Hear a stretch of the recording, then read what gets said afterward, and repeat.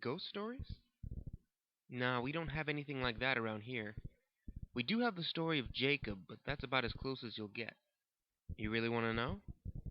Well, I'm not supposed to tell you, but all right, just no interrupting. I don't have the patience for that. How to describe Jacob Emory? Well, I guess you could say that he was the kind of guy that you never really take notice of. This isn't to say that he was a bad kid in any sense.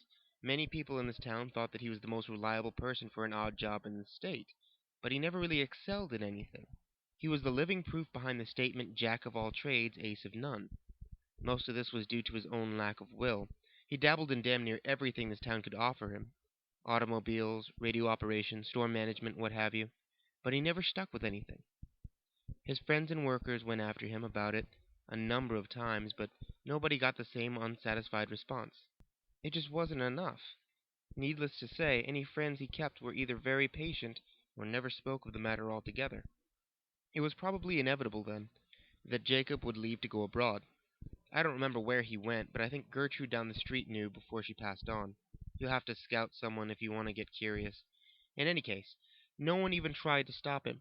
Everybody thought that a little travel would stamp the ambition out of him, or at least feed it until it was no longer an issue. Hell, we even gave him a sending off party, which I thought was pretty nice of everybody. So, anyway, he was gone for 6, 7 years. Can't remember. You'll have to check with someone else about that too. Anyway, he comes back eventually, and he had changed, obviously enough. He was energetic, all smiles all the time, and we all quickly learned why. He showed us a souvenir he brought back, a solid black stick, the length of a pencil, but the texture of chalk. We all wondered why on earth such a simple thing would prompt such a spring in his step, until he gave us a demonstration. He took a piece of paper, and with the stick, God, there's got to be a better word for it. This stick, he he drew a crude circle, and it dropped and rested on the border of the paper, like a stone. It didn't leave the paper, but it acted out on it, sort of like an old movie projector on a screen. Son, I know how crazy that sounds, and if you feel like playing skeptic, then you can leave an old man and his craziness, but I know what I saw. Even if everybody's been hushed up about it, that stone just dropped. Jake even passed around the paper, and as it was being passed, it rolled about on the paper, got tilted. None of us had any words for it. Hell, what was there to say? But he continued to draw demonstration after demonstration for us. Stick figures in various plays, doing everything from fighting each other to making perfect human pyramids. And we all thought it was incredible. That was all the go-ahead he needed. He announced that he was planning to put on a show to pay for rent and food, where he could draw anything the crowd members wanted. That we talked some length about, and he eventually convinced us that it would be safe, his drawings ethical, and the attention would not go anywhere outside of the town's borders. If it had not been so swept up in the moment, I might have read the signs right then and there and saved that sorry son of a bitch by snapping the terrible thing in half. But I was younger. We all were.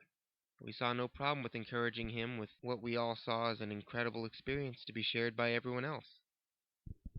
Now, he didn't have any big radio or television connections, mind you, and the internet didn't come around for another decade, so he did what all others on shoestring budget did. He advertised his show with flyers. Flyers might not mean anything to you city folk, but in a small town, they gain a fair glance over from time to time, and what's more, Jacobs managed to stick out by having little stick figures jump up and down and what not to get people's attention. His first show must have gotten nearly 60 or so people, probably a lot more than that. And his shows were fantastic. Someone would shout out a scene from a play or comedy sketch, and Jake's hand would fly over a white wall like a bird. He'd been holding back when he made the stone, that's for damn sure. His illusions were all spot on, and he could make an incredible human figure in minutes. Come to think of it, I don't remember any of his scenes lasting more than 10 minutes to make. They were really well done scenes, too. Not only could you see a knight charging a castle, but Jake would draw the castle's interior as well, like a wedding cake split down the middle. So you could see the knight scale the walls, fight his way through the levels to the dungeon, fight back out to the princess, and make a leap off the castle onto his getaway horse, all in complete silence. Not realistic, no, but that was part of the appeal. None of us went there expecting something real. when the scene or sketch was finished, either the character would leap off a wall or he'd cover the wall with white paint. This was good in a way. It gave these shows a time limit, so when he'd finished with all the four walls in the room, everyone knew the show was over until the paint dried. Jake, meanwhile, was changing in a bad way. I'd mentioned that upon his return he'd been extremely energetic. Well, that energy, that vitality or fever, whatever you want to call it, it never really left him, not for an instant. Far from it. It seemed to grow in him. He enjoyed it all too much. His eyes grew wider. He slept gradually less and less over time, his statements and opinions more radical and frenzied, and though he never was a pushover, he was starting to make people nervous in his company. A month or two passed, and Jake's audience grew like wildfire. Nearly everyone in town paid to see Jake's art in action, and he had to rent out a larger and larger place for them to sit. He now didn't stop after one scene was done. He moved directly on to the next, putting on the next blank space on the wall, sometimes to the intriguing effect of causing scenes to mingle, which the crowd just loved. The subject matter got more wild and immoral. The monsters got bizarre and creative. The fighters used more impossible weaponry, all for the sake of the crowd's entertainment. Jake got steadily more indulgent, which we figured was more for the money, and he became a drinker and a womanizer, neither of which got rid of that vitality, by the way. Some of the women claimed that they'd woken up in the middle of the night to see him scribbling with that stick on a drawing pad, gigantic grin on his face. And while most of them said that they'd assumed he was drawing them in the nude, they rumored that one or two of them got glances at the notepad. Those anonymous few supposedly said that those drawings absolutely weren't nude pictures, but neither of them, whoever they are, will say what their drawings were. Don't bother looking for the notepads or flyers, though. They're all gone now. I'm getting off track. Point is, he was hitting the bottle, and that's important, because it was the drinking that would eventually ruin everything. On the night of one of his performances, as he walked out in front of his cheering crowd, it was immediately apparent to everyone that he was completely drunk. I was in the front row, and I could smell the bourbon on him from 10 feet away, and the show started. He went through a bunch of sketches and scenarios the crowd recommended, and when at the end somebody asked that he draw himself, everyone cheered at the idea. I guess they'd been wondering what his creations thought of him, and he eventually obliged. No sooner had Jake finished connecting the final two lines on his coat than every single character across the vast, expansive wall all stopped and looked directly at the illustration. Lovers stopped kissing, clowns stopped laughing, robots stopped fighting, pirates, everything stopped and looked at the Jacob illustration. The crowd died almost instantly. I remember Jake's face at that moment, pale white, full of terrible comprehension at his mistake, and looking desperately for the cans of white paint that he'd forgotten to put out before the show. Everyone else? They were looking at the fake Jake. That Jake reached inside his jacket pocket and pulled out a black stick of his own, and as we all watched, drew a door. He pushed on his side, and the door flung open, allowing him to walk through onto the floor of the auditorium. The rest was absolute hellish pandemonium. People screamed and ran for the exit as Jacob's characters, both those currently on the wall and those who had previously left before being covered up, ran out of their own exit, throwing pies, shooting lasers, blowing fire and poison at the impossible. I was near enough to the exit to escape, and gave only one backward glance. The scene will haunt me forever. Jacob Emory was being dragged by his creations, kicking and screaming through the door his copy had made.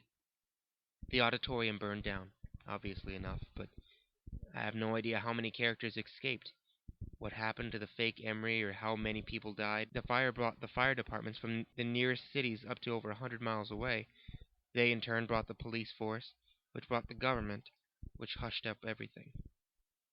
They took the flyers and any art Jake had made, and swore everyone to secrecy or else life detainment. The fire was blamed on cigarettes in a garbage during a basketball game, and we all eventually went on with our lives. Jacob was made to never have existed. In retrospect, I realized everything. Jacob hadn't been creating illustrations. Illustrations don't move, much less act or attack. They're just images people see, shadows made to look like real things. Jacob had been making life, actual thinking things, in some alternate dimension, using a power that was never meant to fall into mortal hands. He'd gotten drunk on his power. His punishment was probably well deserved. Incidentally, the government screwed up on two different accounts. They did a damn good job silencing everyone else, but proof remains. The ruins are still there, you know. The auditorium ruins. I hear they're going to start reconstruction there soon, which will wipe out any remaining evidence someone can definitely see, but I went back there once, several years after the fire, just once. Among the rubble, covered in ash, I saw something squirming. I looked closer. It was Jacob Emory's hand on the wall, exactly like it had been there 3 years ago, constantly flailing, as if the body was supposed to be attached to it was writhing in flames. That was mistake number one. And number two were those creations. Like I said, I don't know how many escaped, nor how many the government agents found and caught, but I will say only this. Those tall grass meadows on the outskirts of town, don't go into them. Ever. You were asking about those white figures you've been seeing at night, right? This town doesn't have ghost stories.